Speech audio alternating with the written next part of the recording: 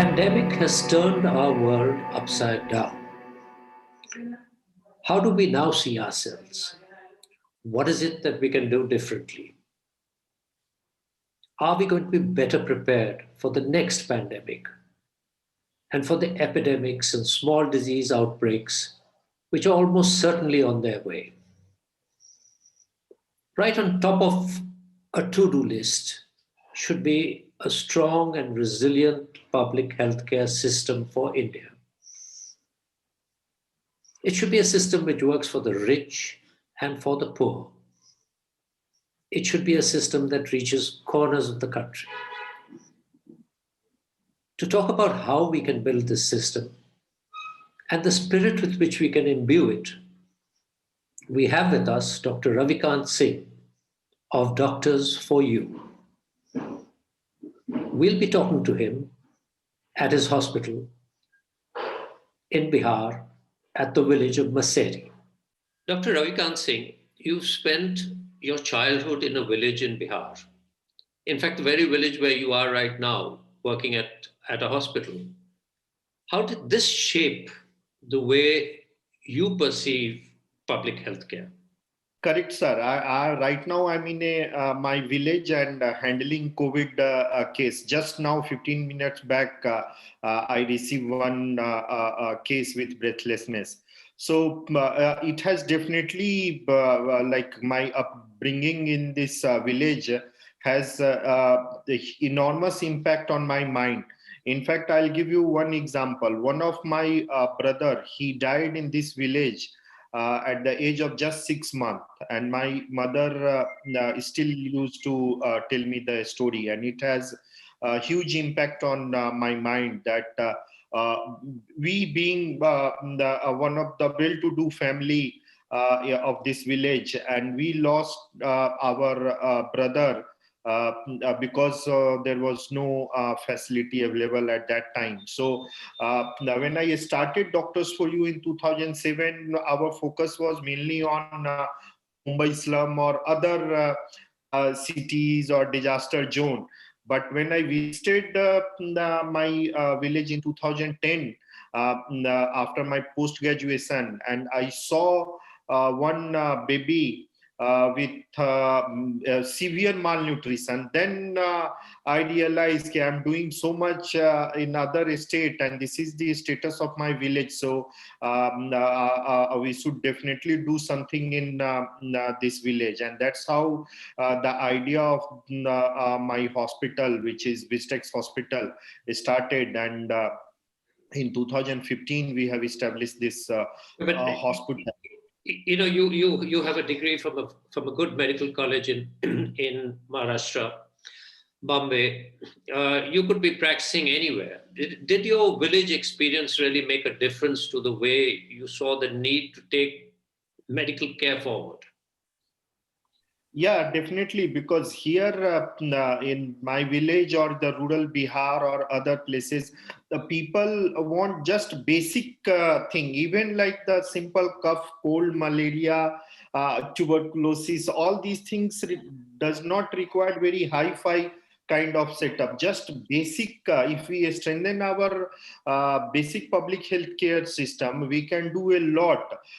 In fact, almost 85% cases we can manage at the village level only. The only 10 to 15% serious cases should be referred to the district hospital or higher up. But what we are seeing even in Maharashtra, that all medical colleges are getting flooded with the simple diseases or simple cases which could have been easily managed at the peripheral hospital. So this says a lot about our public health system.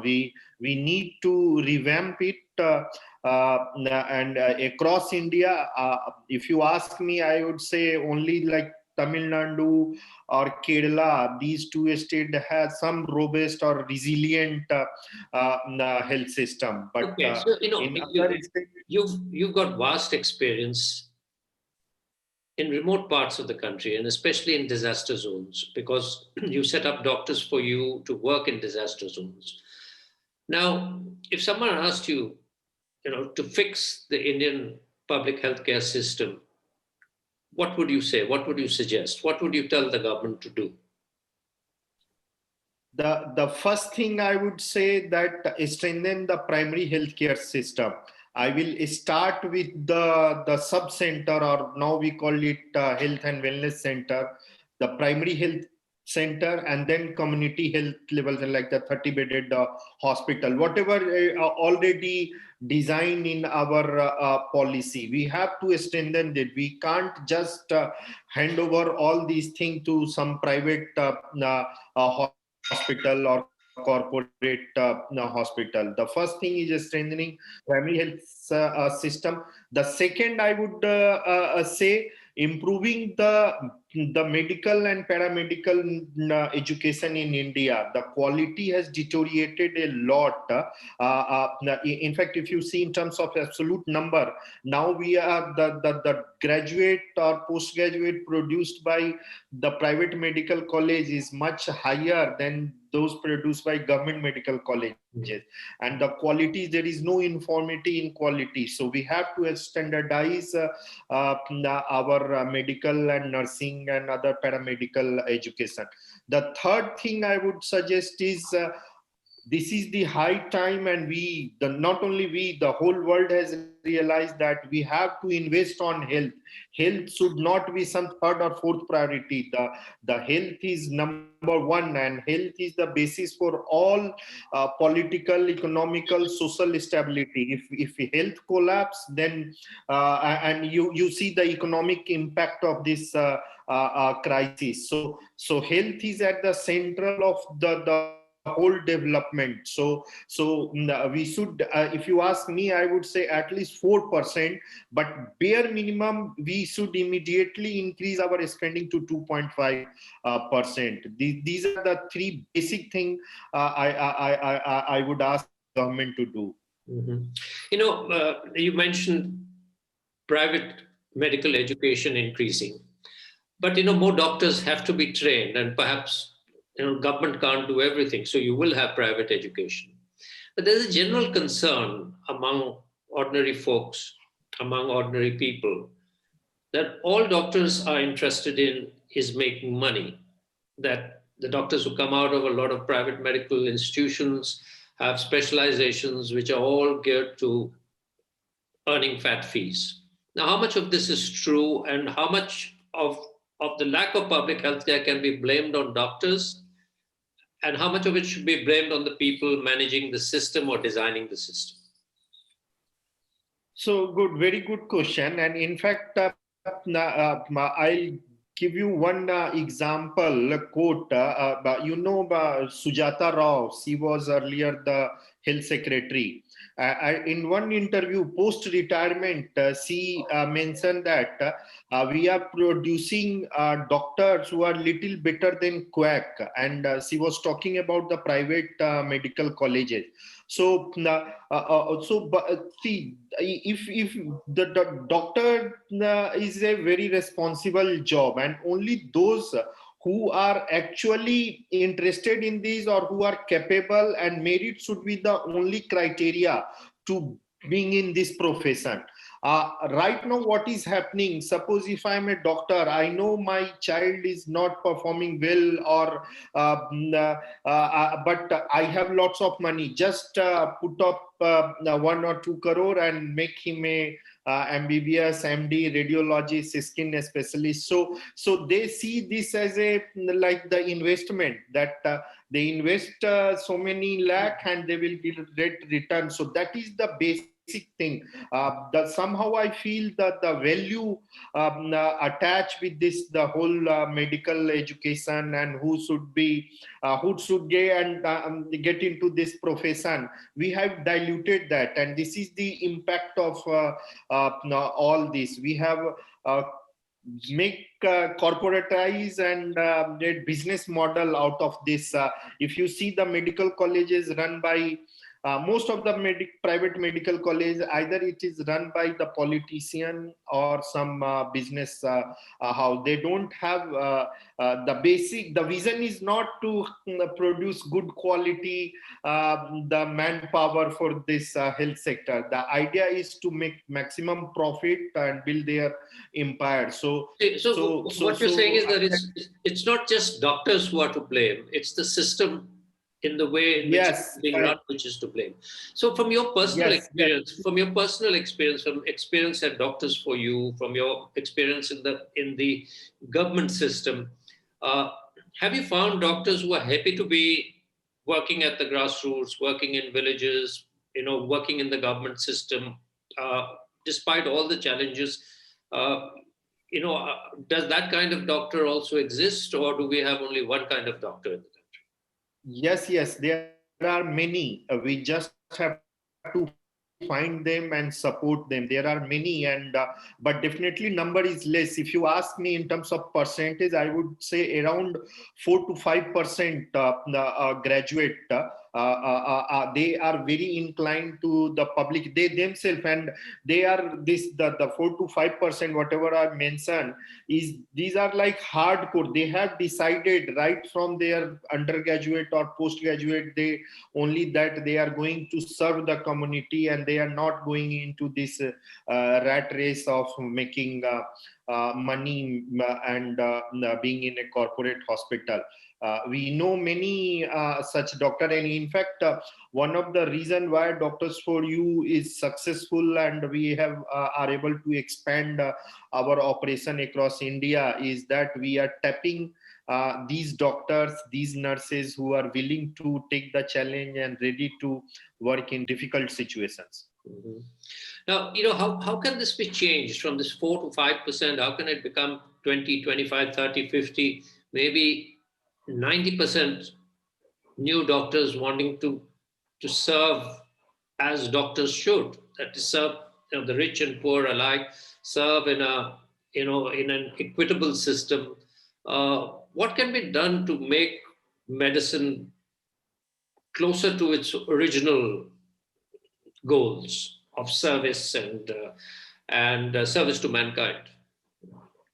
Correct. So I would say we have to do two things. The one is policy level changes, like the criteria of recruiting doctors or the health workforce should not only be the who is able to pay how much. We have to the merit. We should not decrease the cutoff list from 60% to 40% or 45%. If you are from particular category or particular caste, this is the one profession where I think just like a army. We should not dilute the merit. Merit should be given the topmost criteria. That is the one. The second thing I would say that we have to bring change in the medical education. It's like even in our curriculum, we don't have like any chapter on medical ethics. We are totally there are not so many role model for the new generation. In fact, one very important thing which I want to share, that when I got admission in KM Hospital in 2000, there were many stalwart, means we used to admire them. Everybody wants to be like a particular professor from medicine or surgery department. And over the 6-7 year period, what we said, they all left the KM Hospital and they joined corporate hospital, and it was huge loss to that institute, because ultimately the teaching and the quality, good quality teachers, the next batch, they are not able to get. So so we have to work on that how we can bring changes in the medical curriculum and include professionalism, ethics, and I would also recommend that all postgraduate students, they should work in some rural hospital at district level to understand the challenges. Why is it that doctors resist going to rural areas and district hospitals, as you're talking about. There must be two sides to the story as well. Even if a doctor is willing, is it easy enough to do it? Correct. So basically, one of the main reason why doctors are not able to stay at these rural places is infrastructure and the manpower. The quality of the infrastructure, hospital as well, the accommodation for the doctor and nurses is pathetic. Even in the Maharashtra, we used to stay in some like very dilapidated condition building. It was like nursing quarter, and we used to stay because doctor's quarter is without any water, without any electricity, and this is the status of Maharashtra. Then you can imagine in other places. Plus our system is overloaded, so the number of patients coming up to these public hospital is very high, and we don't have the enough manpower. It's not just doctor. One doctor need at least 5 to 6 support staff. We need to provide that, so that staff and the one at least comfortable environment where they can stay. Our education system, in fact, if you ask me, me, I left Mumbai and now I am serving in Bihar, and the biggest worry for me is education of my children, because there is not a single good school where I can get near my village or the place where I stay in Muzaffarpur to get the admission. Since last almost 1 year, my children are in home only. One part is because of COVID, but we have not found any good school. As a young, we can stay anywhere, but when you have wife and the children, we are more worried about our children's future than ourselves. So then, this seems like a difficult problem. Where do you begin? Where do you end? How are you to convince governments? Perhaps part of the solution comes from making the role of a doctor more inspirational. Are there ways in which to show a young doctor how to be different? After all, you have the Christian medical colleges, which are different. Many of their doctors go to rural areas, start small hospitals. We have rural surgeons in the country. Is there a simpler way out of this? Because otherwise it doesn't seem to happen at all. There won't be the investment and there won't be the doctor. We are doing that. In fact, we from like many of our similar-minded doctors who are working across India, we have formed a group, and what we are doing, we are targeting all young graduate. We are asking them to join and work with us at least for a few weeks and sensitize them. So we have started few program in Maharashtra, Bihar, Chhattisgarh, Jharkhand, where even in Odisha also, where they go and they stay and they get inspired by the work there. In fact, one of my friend, he is from Mumbai and he is working in Odisha just on tribal health. Last night I called him. He said, sir, I am totally dedicated on tribal health, and he is working on tribal. So in this way, we ourselves is doing all these things. But I think at the bigger level, government, we have to do some brainstorming and find some ways to build this cadre of doctor and motivate them to join public health and serve in rural areas as well. How many patients are there in your little hospital in Masari right now? So usually every day we see around 50 to 60 patients. And at one point of the time, we have 8 COVID patient admitted in our hospital. Right now also there are 2 COVID patient admitted. So on an average around 10 to 12 admission indoor. And as you know, we have inaugurated this new building in November last year, and then this COVID strike. So now we are not able to scale up our operation, and hopefully in next 1 or 2 month we are going to start surgery and bring more nursing staff also. And right now the total bed capacity is 50 beds. Okay, Dr. Ravikant, thank you very much. We look forward to speaking to you again, and all the best at Masari and in all the other hospitals where Doctors for You is now functioning. I believe 11 hospitals, or 12, is it? 12 across the country. 12 hospital and 13 we are starting soon. So thank you very much.